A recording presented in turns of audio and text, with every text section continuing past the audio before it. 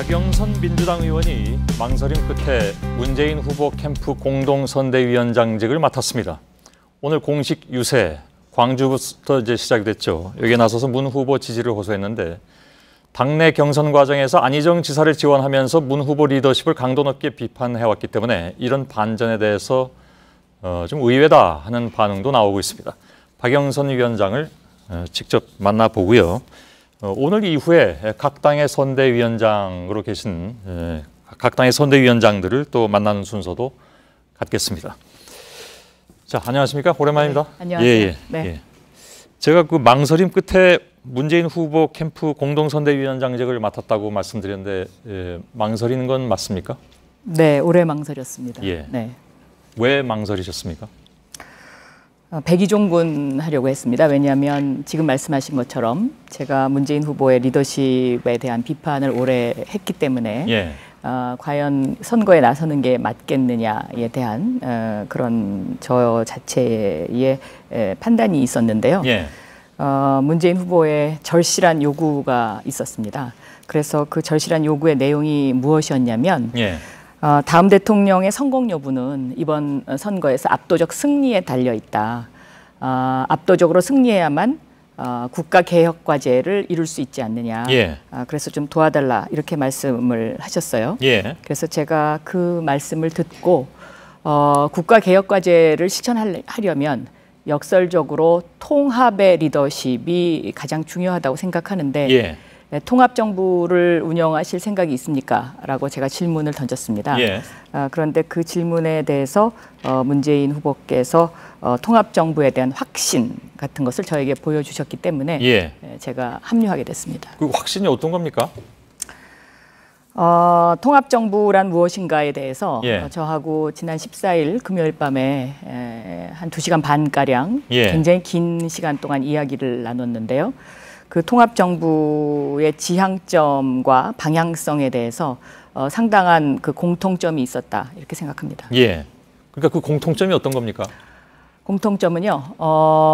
일하는 사람이 일한 만큼 대접받는 공정한 사회로 가는 공정한 대한민국, 정의로운 대한민국을 만들기 위해서 우리가 어떠한 방향의 국가 개혁을 해야 하고 어떠한 방향의 국가 통합을 이루어야 하느냐에 대한 공통점입니다. 예.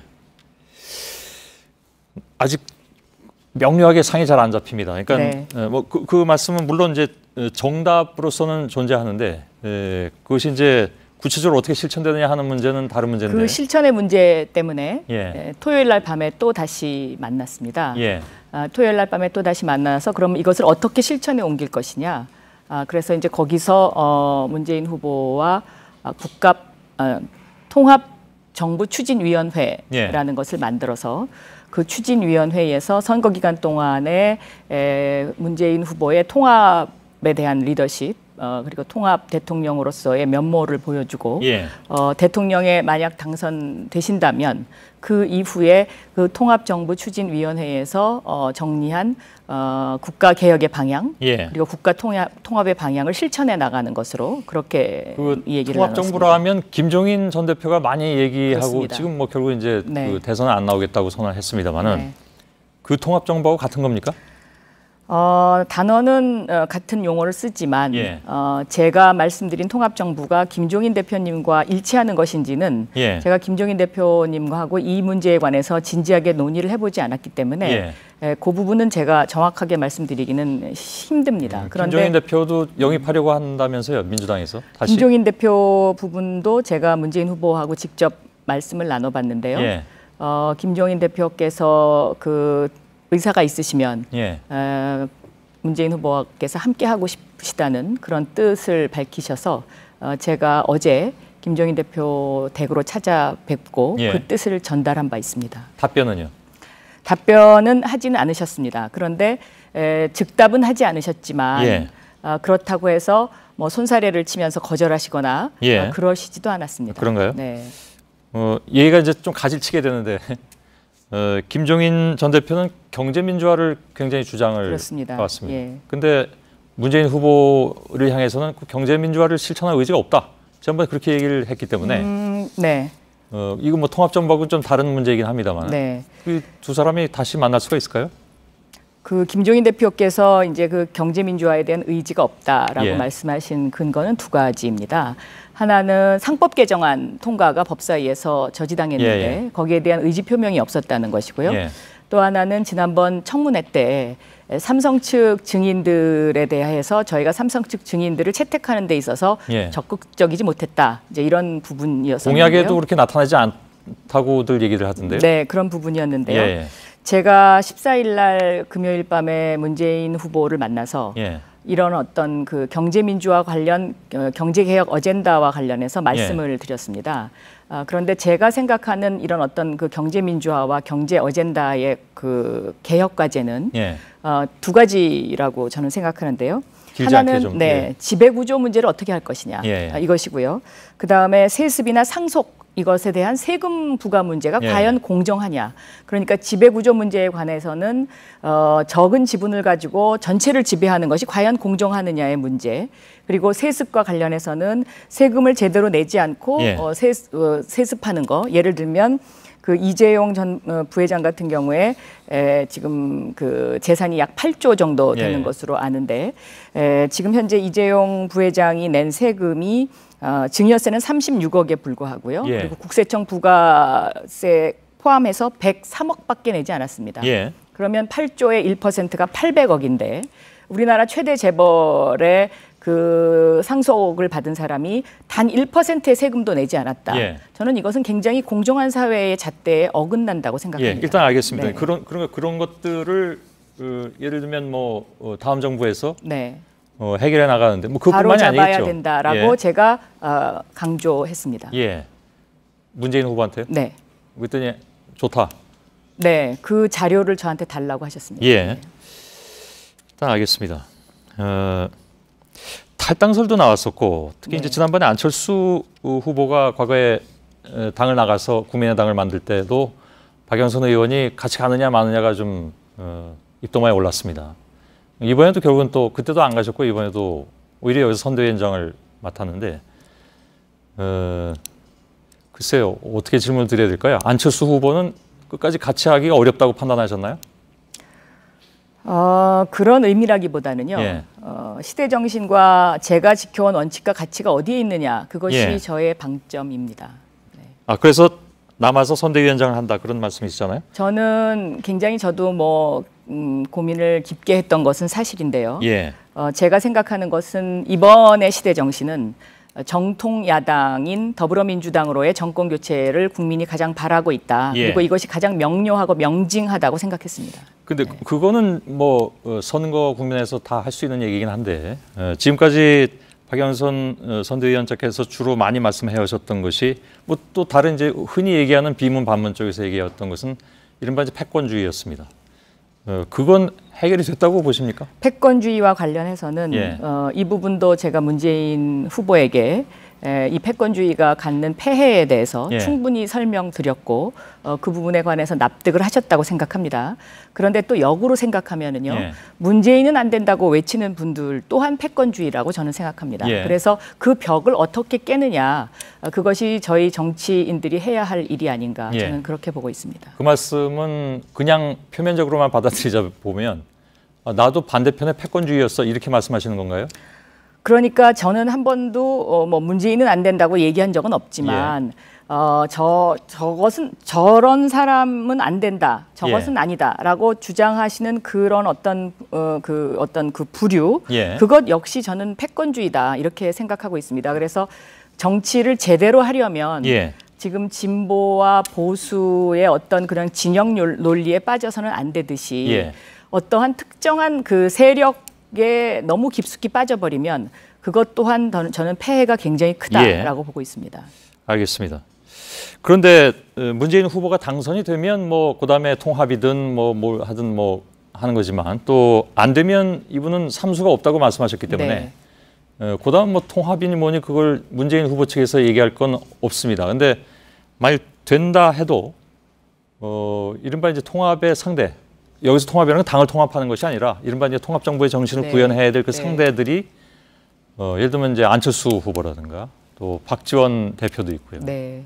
또 자유한국당 뭐 홍준표 후보가 있습니다만은 나중에 어느 분들이 뭐 당권을 잡을지 모르겠으나 그 잘 되겠습니까? 왜냐하면 저는 저희가 이렇게 매번 인터뷰를 좀 해보면요, 안 후보도 그렇고 또 박지원 대표는 뭐 더 말할 것도 없고 굉장히 같이 하기 어려운 그런 상태, 골이 깊은 걸로 보이던데. 저는 그렇게 생각하지 않습니다. 예. 왜냐하면 저희가 탄핵이라는 어떤 큰 산맥을 넘지 않았습니까? 예. 근데 그 탄핵이라는 산맥을 넘으면서 탄핵에 찬성하는 의원들의 숫자가 200명이 넘었습니다. 예. 저는 탄핵에 찬성하는 의원들은 다 함께 할 수 있다고 생각합니다. 예.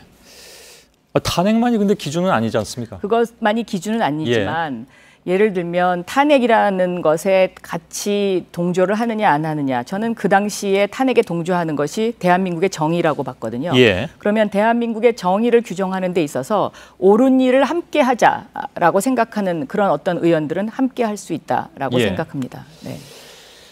알겠습니다. 아까 저 경제민주화 관련해서 한 가지 보충 질문이 좀 생각이 났습니다. 네. 예. 지난번에 저 김광두 원장, 박근혜 예. 전 대통령의 이른바 경제교사라고 알려져 있었죠.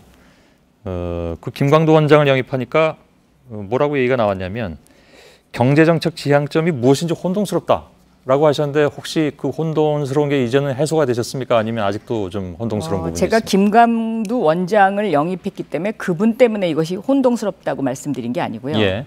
지금 현재 이제 그 영입된 분들 쭉 나열을 해보면 전윤철 전 총리, 경제부총리, 또 뭐 조윤재 서강대 예. 교수님, 김상주 교수님, 김광두 원장님 해갖고 굉장히 많이 있으신데요. 이분들이 서로 이른바 생각하는 스펙트럼이 다 다르죠. 네, 그 예. 스펙트럼이 다릅니다. 그러면 이렇게 스펙트럼이 다를 때 누군가 이것을 조율할 수 있는 능력이 있어야 되는데, 과연 이것을 조율할 수 있는 능력이 있는 사람이 있느냐에 대한 저의 물음이었고 또 비판이었다고 저는 생각합니다. 예. 그런데 저는 그렇기 때문에 지금 문재인 후보의 경제 정책과 관련해서는 가장 필요한 것이 저는 조율자라고 생각합니다. 예. 네. 근데 이제 그 말씀 들으면서 한 가지 조금 나오는 질문은, 사실 다른 모든 정책도 마찬가지지만 경제 정책이야말로 가장 뭐 이게 뭐 꼭 그 진영 논리가 아니라 없습니다. 예. 이념적으로 굉장히 다른 여러 가지 갈래가 나올 수 있지 않습니까? 근데 그것이 단지 조율로서 가능한 문제인가? 저는 이렇게 생각합니다. 경제 정책은 정답이 없습니다. 예. 그런데 가장 중요한 것은 부패 세력이 기득권 세력을 앞세워서 숨어 있느냐 않느냐를 찾는 것입니다. 예. 그러니까 예를 들면 어떠한 그 새로운 정권이 들어섰을 때 그 정권이 지향하는 바, 예를 들어서 지금 새로운 그 문재인 후보가 대통령이 된다면 예. 재벌 독점, 이것은 저는 반드시 그 앞으로 해소해야 된다고 생각하는데요. 예. 왜 재벌 독점을 해소해야 되느냐? 일자리를 위해서도 그렇습니다. 일자리는 중소기업 강국인 경우에 예. 이것을 해소할 수 있거든요. 예. 일본이나 독일의 사례처럼. 그러면 이러한 재벌 독점 체제를 해소하는 데 있어서 부패나 기득권 세력의 그런 어떤 그 로비나 논리를 얼마만큼 막아낼 수 있는 단단함이 있느냐의 예. 문제이겠죠. 예. 그래서 그 단단함을 조율하고 또 이것을 해결해 나갈 수 있는 사람이 과연 누구인가, 이것이 제일 중요하다고 생각합니다. 2012년 대선 때는 선대 본부장을 네, 맡으신 바 그렇습니다. 있습니다. 네. 예. 그때 페이는 뭐라고 분석하고 계십니까? 혹시? 왜냐하면 지금 선대위원장이 되셨기 때문에 그때 페이는 어떻게 분석하고 있느냐도 굉장히 중요할 것 그때 같습니다. 페이는 국민들을 바라보는 시각에 있어서 보다 더 겸손하지 못했다라고 생각합니다. 네. 예를 들면요? 예를 들면 예를 들어서 뭐 NLL 문제라든가 예. 이런 어떤 그런 것을 접근하는 데 있어서 이 NLL로 상징되는 어떠한 그러한 문제를 반대 진영에서 바라봤을 때 그 반대 진영의 논리를 우리가 이해하고 들어갔어야 되는데, 그 반대 진영은 무조건 틀렸다라는 생각으로 접근했기 때문에 저는 예. 실패했다고 생각합니다. 지금은 그런 면에서 달라진 게 있습니까? 그러면? 지금은 전 많이 달라졌다고 생각합니다. 그건 어떤 면에서 그렇습니까? 그것은 2012년에 실패가 가져온 교훈이겠죠. 네. 예, 그 교훈이라는 건 뭐 누구나 다 느낄 수는 있는 건데, 지금의 선거 전략이라든가 이런 측면에 있어서는 2012년과 그럼 무엇이 달라졌냐라는 것을 예를 들어서요. 유권자들은 궁금해할 것 같습니다. 문재인 후보 측에서 보면 예. 1단계 선거 전략에서는 적폐청산이라는 단어를 굉장히 많이 썼죠. 예. 저는 대선에서는 1단계, 2단계, 3단계의 기하 변속이 있어야 된다고 생각합니다. 예. 그런데 지금 문재인 후보는 2단계에 들어와 있는데요. 본격적인 선거에 돌입했으니까요. 예. 이 본격적인 선거에 돌입해서의 키워드는 통합정부입니다. 예. 그래서 이 적폐청산이라는 단어를 아마 앞으로는 가능하면 적게 사용하시지 않을까 이렇게 생각하고 예. 2012년에는 이 어떤 그 1단계, 2단계, 3단계의 기여를 밟는 그러한 예. 단계적 전략에 좀 부족이 있었다. 저는 그렇게 보고 있습니다. 마지막으로 그럼 한 가지만 질문드리겠습니다. 그 질문에 대한 보충 질문인데요. 선거 전이라는 것이 물론 뭐 한 1년 지속되면 사실 뭐 기간과는 상관이 없는 건데 그 선거에 임하는 후보의 철학, 그죠? 그리고 캠프 전체의 어떤 전략 이런 것들은 매우 명료하고 확실하게 유권자들한테 던져져야만 되는 것이겠죠. 네. 또 물론 보면 첫 메시지가 혹시 뭐 문제가 있다면 수정할 수 있는 것이지만 적폐 세력 청산에서 갑자기 통합으로 얘기가 나오면 그건 모르겠습니다. 보는 관점에 따라서는 뭐 어떻게 볼지 모르겠으나 그냥 표면적으로 보면 너무 180도 바뀌는 것이기 때문에 어떤 메시지를 유권자들이 받아야 되는가 하는 면에 있어서 혼동스러울 수 있을 것 같습니다. 저는 그렇지 않다고 생각하고요. 예. 1단계는 일단은 당내 경선이기 때문에요. 예. 당내 경선에서의 그런 어떤 적폐청산의 단어는 아마 부패와 기득권 세력에 대한 것을 그런 표현으로 가지 않았을까. 그 당시에는 예. 제가 뭐 선거에 관여하지 않았기 때문에 예. 문재인 후보 캠프에 그렇게 저는 이해하고 있습니다. 예. 2단계에서의 통합정부라는 것은 아까 설명드렸던 것처럼 탄핵에 찬성하는 세력, 그러니까 예를 드는 겁니다. 그 정도의 어떤 우리가 그 올바른 지향점을 갖고 있는 그 분들과는 함께할 수 있다라는 예. 뜻입니다. 네. 그 부분에서 사실 미묘한 차이가 좀 발생할 수 있는데 일단 알겠습니다. 즉 시간이 뭐 다 돼가지고 네. 우리 유권자분들께서 박영선 선대위원장의 얘기를 듣고 판단하실 수밖에 없는 것 같습니다. 그러나 그런 의문은 당연히 생기는 것이기 때문에 질문을 안 드릴 수가 없었던 것이고요. 알겠습니다. 민주당의 박영선 공동선대위원장이었습니다. 고맙습니다. 네, 감사합니다. 예, 말씀드린 대로 저희들은 내일 이후에 다른 당의 선대위원장들도 지금 섭외를 해서 인터뷰를 하도록 하겠습니다. 이제 거기서 문재인 후보와 국갑 통합정부추진위원회라는 것을 만들어서 그 추진위원회에서 선거 기간 동안에 문재인 후보의 통합에 대한 리더십 그리고 통합 대통령으로서의 면모를 보여주고 예. 대통령에 만약 당선되신다면 그 이후에 그 통합정부추진위원회에서 정리한 국가개혁의 방향 예. 그리고 국가 통합의 방향을 실천해 나가는 것으로 그렇게 그 이 얘기를 통합정부라 하면 김종인 전 대표가 많이 얘기하고 그렇습니다. 지금 뭐 결국 이제 네. 그 대선은 안 나오겠다고 선언했습니다만은 네. 그 통합정부하고 같은 겁니까? 단어는 같은 용어를 쓰지만 예. 제가 말씀드린 통합정부가 김종인 대표님과 일치하는 것인지는 예. 제가 김종인 대표님하고 이 문제에 관해서 진지하게 논의를 해보지 않았기 때문에 그 부분은 제가 정확하게 말씀드리기는 힘듭니다. 그런데 김종인 대표도 영입하려고 한다면서요, 민주당에서 다시? 김종인 대표 부분도 제가 문재인 후보하고 직접 말씀을 나눠봤는데요. 예. 김종인 대표께서 그 의사가 있으시면 예. 문재인 후보께서 함께하고 싶으시다는 그런 뜻을 밝히셔서 제가 어제 김종인 대표 댁으로 찾아뵙고 예. 그 뜻을 전달한 바 있습니다. 답변은요? 답변은 하지는 않으셨습니다. 그런데 즉답은 하지 않으셨지만 예. 그렇다고 해서 뭐 손사래를 치면서 거절하시거나 예. 그러시지도 않았습니다. 그런가요? 네. 얘기가 이제 좀 가지치게 되는데 김종인 전 대표는 경제민주화를 굉장히 주장을 그렇습니다. 해왔습니다. 예. 근데 문재인 후보를 향해서는 그 경제민주화를 실천할 의지가 없다. 지난번에 그렇게 얘기를 했기 때문에 네. 이거 뭐 통합정부하고는 좀 다른 문제이긴 합니다만 네. 그 두 사람이 다시 만날 수가 있을까요? 그 김종인 대표께서 이제 그 경제민주화에 대한 의지가 없다라고 예. 말씀하신 근거는 두 가지입니다. 뭐란 무엇인가에 대해서 예. 저하고 지난 14일 금요일 밤에 한 2시간 반 가량 예. 굉장히 긴 시간 동안 이야기를 나눴는데요. 그 통합정부의 지향점과 방향성에 대해서 상당한 그 공통점이 있었다 이렇게 생각합니다. 예. 그러니까 그 공통점이 어떤 겁니까? 공통점은요, 일하는 사람이 일한 만큼 대접받는 공정한 사회로 가는 공정한 대한민국, 정의로운 대한민국을 만들기 위해서 우리가 어떠한 방향의 국가 개혁을 해야 하고 어떠한 방향의 국가 통합을 이루어야 하느냐에 대한 공통점입니다. 예. 아직 명료하게 상이 잘 안 잡힙니다. 그러니까 네.